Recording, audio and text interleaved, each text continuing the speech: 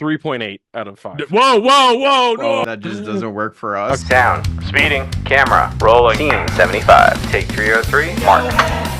No half stars on take 303. No half stars on take 303. Alright,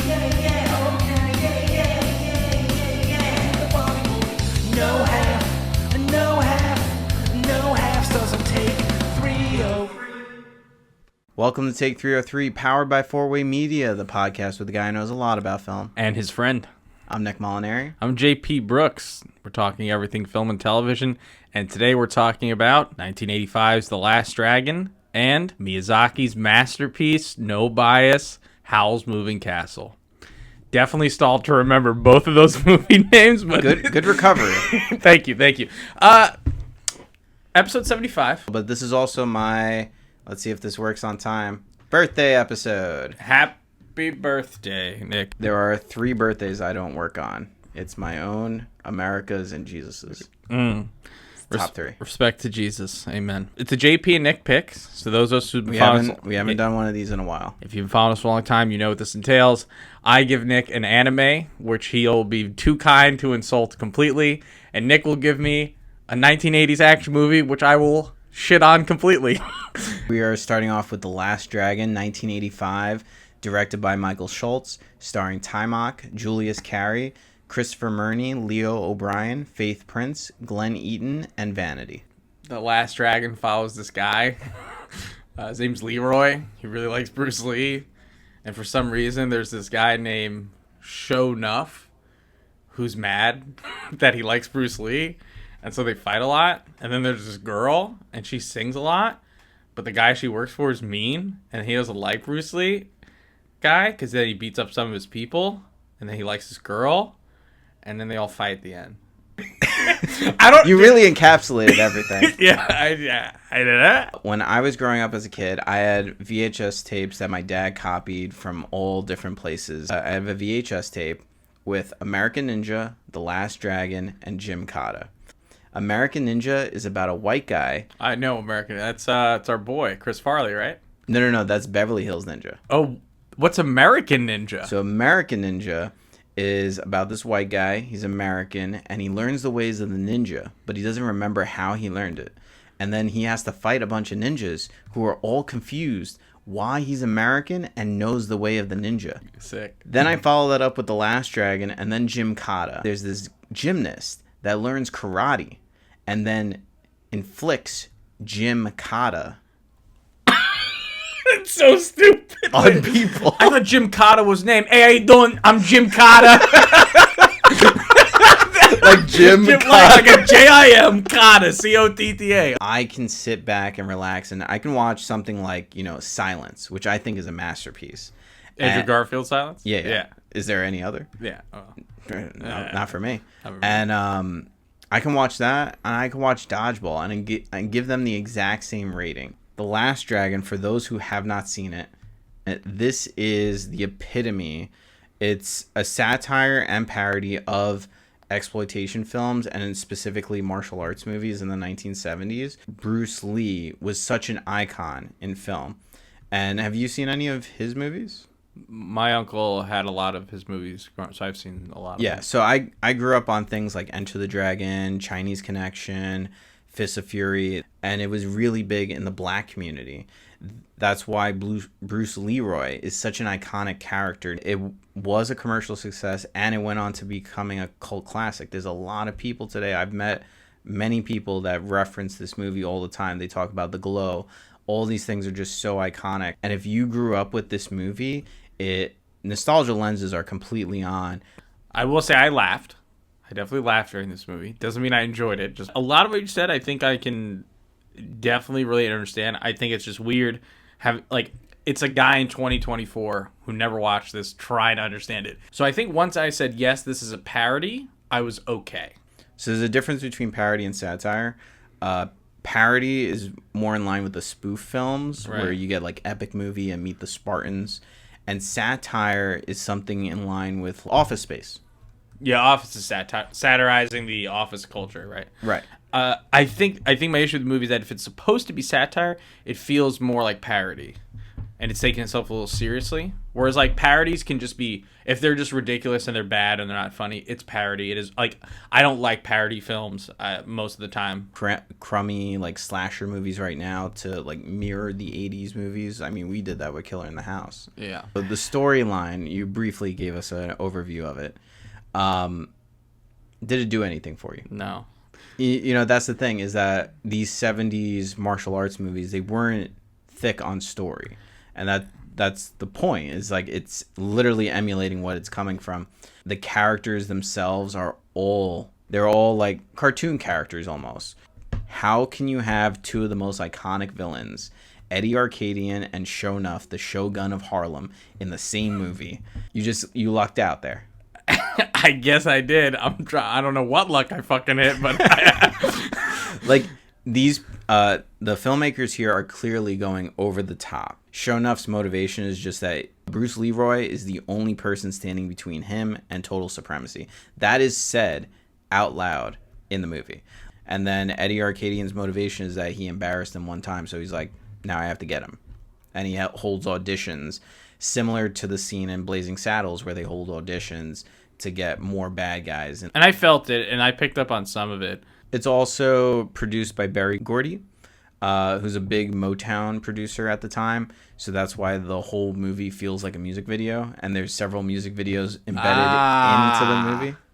That explains that. Yeah. So also the female lead, Vanity, she's a singer. She's a big singer at the time. So this is like one of her first big movie roles. So a lot of this has to do with music. It has to do with the culture. So this is very much embedded in its time. Hearing the context now, everything makes a lot more sense. But I will say, you've done your homework. I've never seen you ready so hard to like, this is good. I didn't research anything. I knew all this. You just do all this. That's great. Yeah, obviously the story, there is none, the plot, but it's supposed to be replicating. And again, I think it's really hard for me to give a review of this movie, because if you know martial arts movies and then you watch, it's like, oh, it encapsulates it perfectly. Which is like, I think like if I were to show you something that's an anime making fun of anime, you probably wouldn't get it. Yeah. And so that's what I think a lot of this movie is for me, is probably not picking up on everything. Like, this is for people who watch martial arts, now, I think. I have a question, so in anime, there's a lot of martial arts iconography. There's a lot of fighting. There's a lot of fighting. There's just a lot of fighting. Yeah. So if this was an anime, do you feel like you would have enjoyed it more? Because it's so silly, yeah. Yeah, because like I said that before, it feels like a cartoon. I think cartoon is a perfect way to describe it. If this was a Saturday morning cartoon and people were just having the glow and they were fighting each other and they had like all these weird wide shots and they were just coming at each other, like they literally kind of like do the Hadouken, basically in this. So maybe this just isn't the right medium for it, that it's too realistic. If this was an anime, I think I'd probably really enjoy it, because you could do a lot more gags and a lot more silliness. There's a lot of anime I don't watch, because there's a ton of anime in the anime world that is just literal garbage, that has no plot. They call them slice of life. Doing this podcast has just made me very picky. Any scenes sticking out to you? When they go see him in the dojo, and they... I'm gonna peel you like a banana. That's a line to remember. My favorite character probably is the kid at the dojo that's with him a lot. Mm-hmm. I have some props. For what? You'll see. So this is a picture from, I think, about 17 of me and Taimak at Comic-Con. Why do you have that? Like, I love The Last Dragon. Was he there for The Last Dragon? He was there. This is his like biggest movie, yeah. I love The Last Dragon, so I showed up with mustache and unibrow. And then I have this Polaroid that he also took. On the back, it says, Nick, keep glowing, your friend, Taimak. Wow, Nick, I didn't realize you had a friend named Taimak.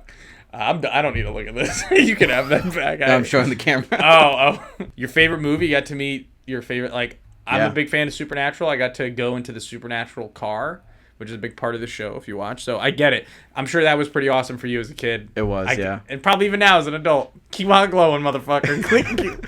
I attributed this to, like, if you... Imagine watching The Three Little Ninjas now. Yeah. Yeah. It's the same thing. You watched this, you loved it. It makes me understand you more and more. Yeah, I clearly love my camp. I love my cheese. I love action movies. Yeah. And to bring this back to the movie itself, I think every actor does an amazing job at creating their character.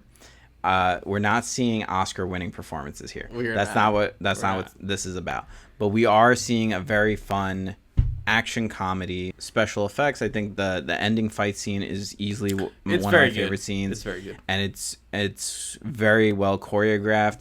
My only issue with the movie, I think the fight scenes leading up to it aren't as great. I mean, I don't like action fighting scenes to begin with, but I do agree. It feels the ending is really the best part of the movie. Not because I wanted it to end, because no, it genuinely, like, they've been making. I think that's the problem.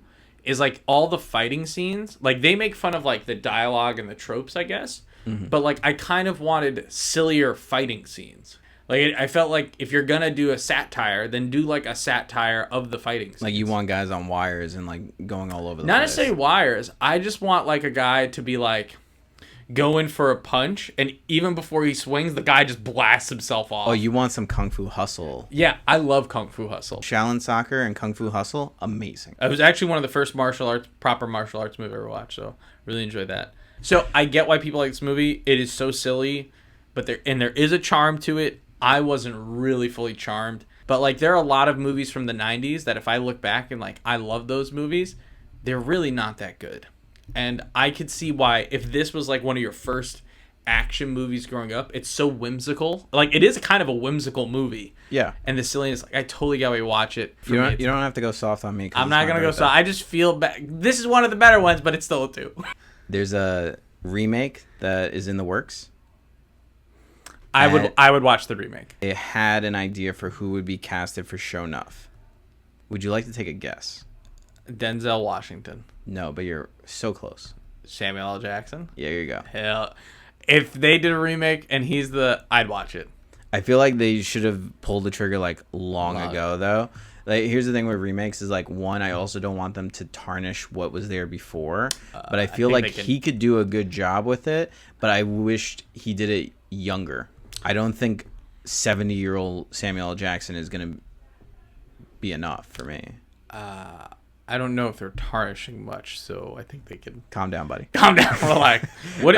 I'm curious. All right, is this just a 5 for you? If it is, that's fine. But so again, nostalgia lenses are fully on. The goggles are on. Again, if you grew up with kung fu movies, martial arts movies, if you watch things like Martial Law, Perfect Weapon, Above the Law, Under Siege, all these kinds of movies, you will love The Last Dragon. It's just a campy, fun action comedy. Could be a little bit more tonally consistent, but it's very fun.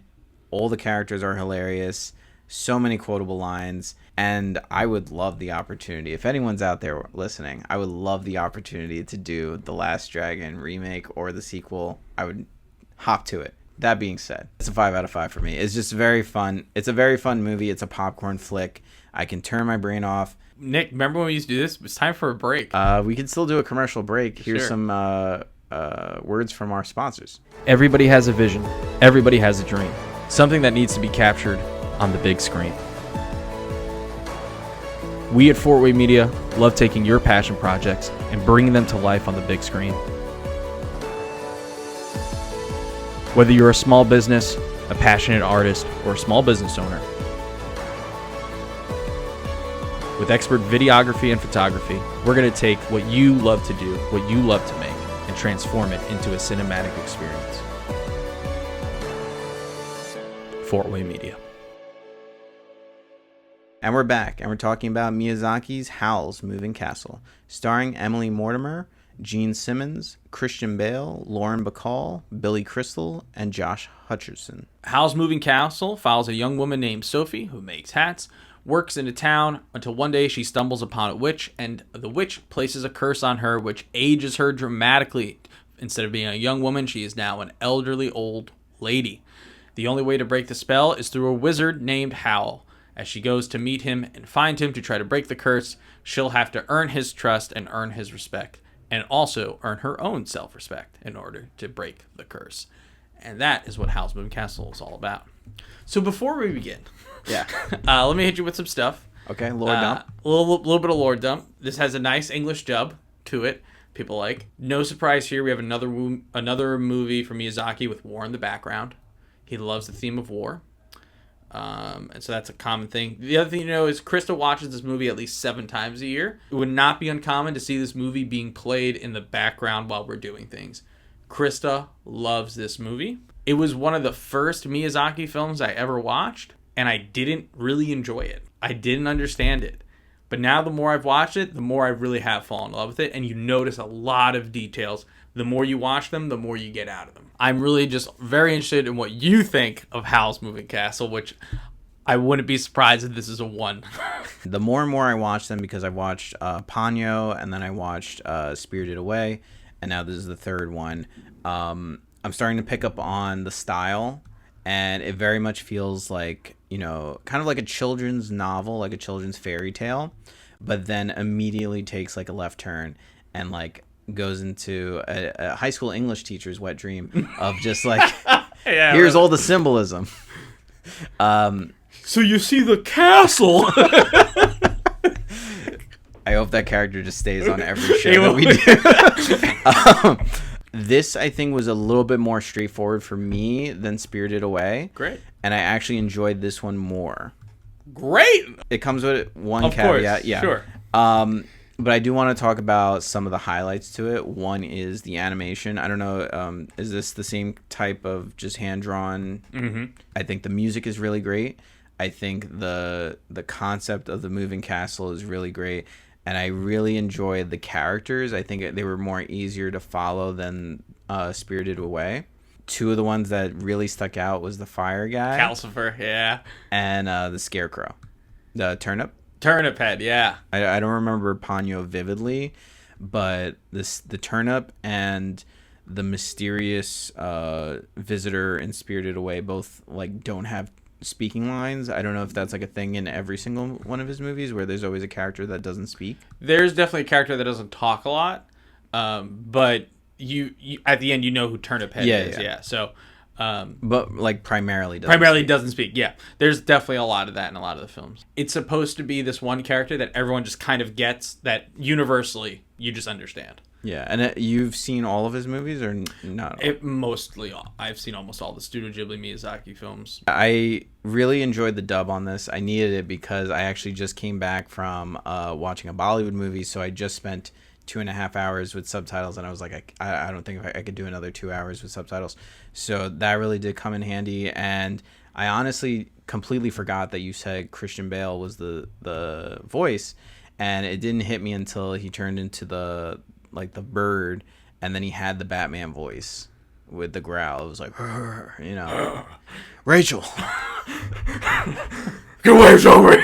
yeah. Like as soon as I heard that, I was like, oh, that is Christian Bale. Like it really didn't hit me. I was like, why is that voice so familiar? And I did appreciate the voice dub. I don't know how it sounds in Japanese, but I think this has definitely been one of the more livelier dubs that I've heard. I've watched the Japanese and the English. I actually think the English is better. There's something interesting about things being lost in translation, especially through language, where I think no matter how good a dub is, things won't translate perfectly. And then also in the same token, sometimes the subtitles aren't as accurate as they can be. Something about not knowing that language, there is a disconnect that I feel like we will never fully understand what is going on, or the context or the feeling of something. You know, just language is just so different and so nuanced. All leads back to nuance, no matter what.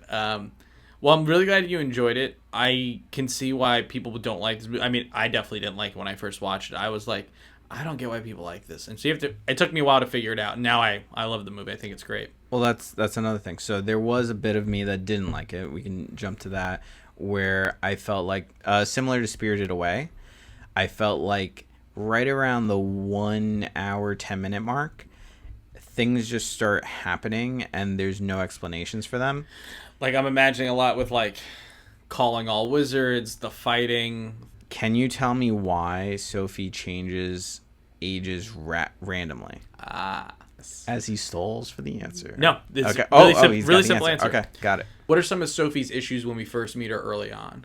Well, she's to herself in the hat shop, and she's not exploring the world. She's not exploring the world. What would you say is the view of herself? How does she feel about herself? She doesn't feel beautiful. Right. She doesn't think of herself as this beautiful person, and she looks a little down on herself.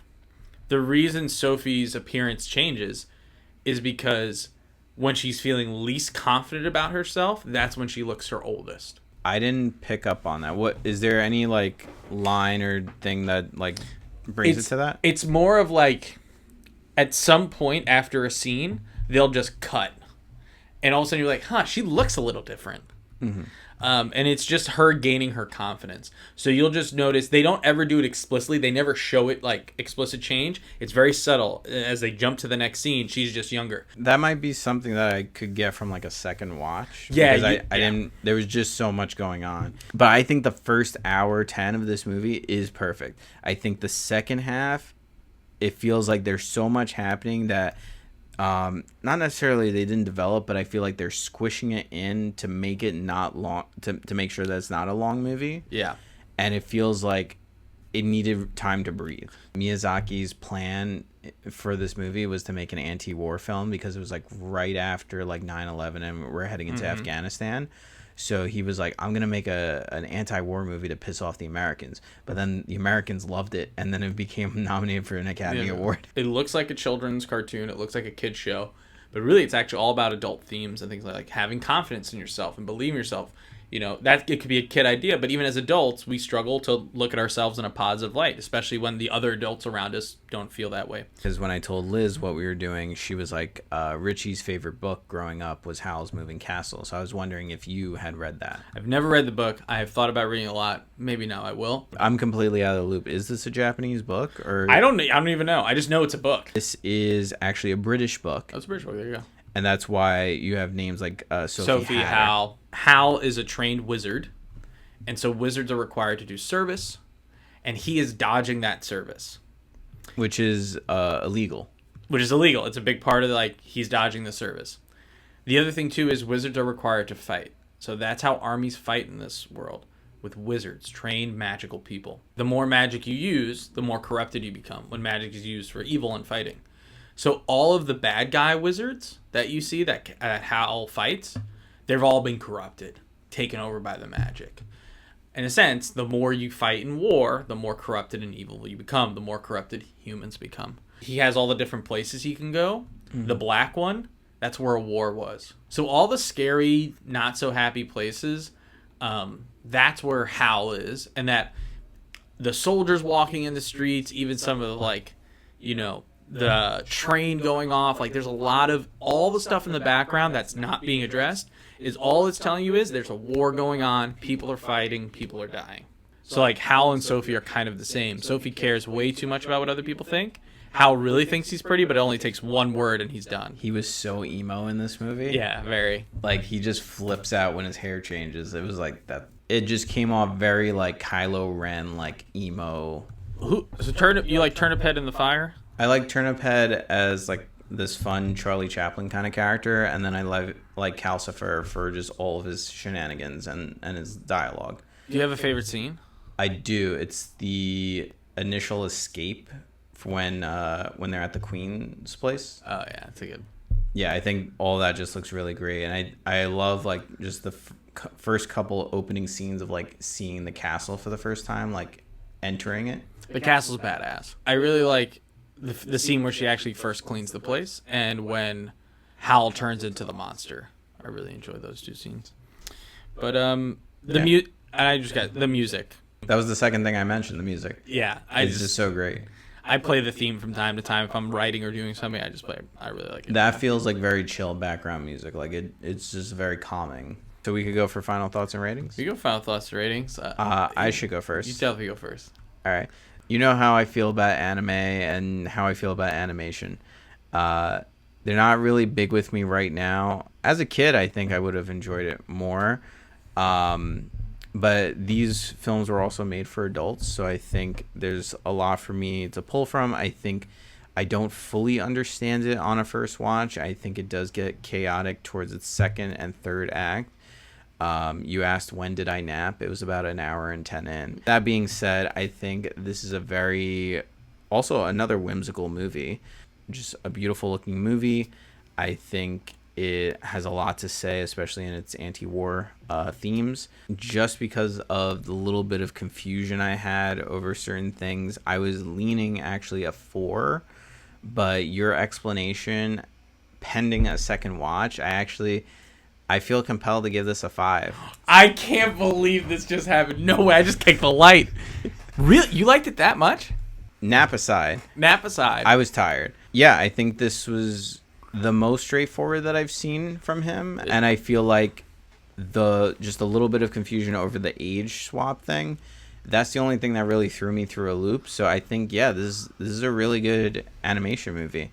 I was ready to give it a 4. I'm not even sure it was a 5. You're like, wait, I gotta double check. No, it's a great movie. At this point, it is a 5 for me. I rarely, if Krista puts this on, I will like stop what I'm doing to watch a good chunk of it and then just go back. Like, doesn't matter what part of the movie, but at the beginning, the first hour 10, I mean, I couldn't agree more with you. It's amazing.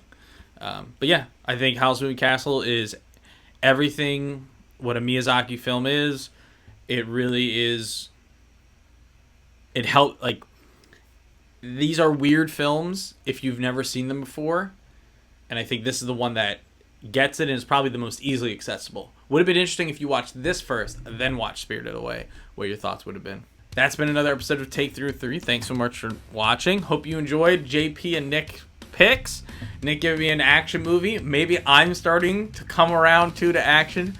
Make sure you're following us at 4way_media and Take.303. We're also on YouTube. Please make sure to like, comment, subscribe, help the algorithm, and get us up there. We'd love to have some new subscribers. This week's poll question of the week is, which movie would you rather watch, Howl's Moving Castle or The Last Dragon? Well, we've reviewed enough of them at this point. What is your favorite Miyazaki film? We'd love to hear it down in the comments. Catch us next time when we watch Fly Me to the Moon. This has been another episode of Take 3. Thanks so much for watching. We'll catch you next time. Bye-bye.